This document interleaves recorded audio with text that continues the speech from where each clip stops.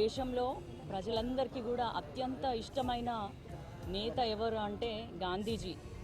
తాను మహాత్మా అనే పేరు తెచ్చుకొని అందరికీ కూడా బాపు అయినారు. జీవితకాలం అంతా కూడా ఉద్యమంలో నడిపారు. అదేవిధంగా తను ఏది చెప్పాలనుకున్నా ఇతరులకి ఫస్ట్ ముందు తను ఆచరించి దాని గురించి చెప్పేవాడు. అదేవిధంగా మన దేశానికే కాదు వేరే దేశాలకు కూడా గాంధీ మార్గదర్శకులు. ఆయన పోరాట స్ఫూర్తితోటే వేరే దేశాలలో కూడా స్వాతంత్రం కోసం పోరాటం చేసినారు. అహింసను, సత్యాగ్రహము, తర్వాత సత్యమే పలకాలి అన్న విషయాలతోటి ముందుకెళ్ళినారు. అనేక విషయాలు కూడా మన ముందు తరాలకి కానీ మాకు కానీ ఆదర్శంగా చాలా మంచి మంచి మాటలు చెప్పినారు. అదేవిధంగా తను పాటించినారు. గాంధీజీ అంటే ఇష్టం లేని వాళ్ళంటూ ఎవరూ లేరు. అందరికీ కూడా గాంధీ జయంతి శుభాకాంక్షలు తెలియజేసుకుంటున్నాను. Thank you.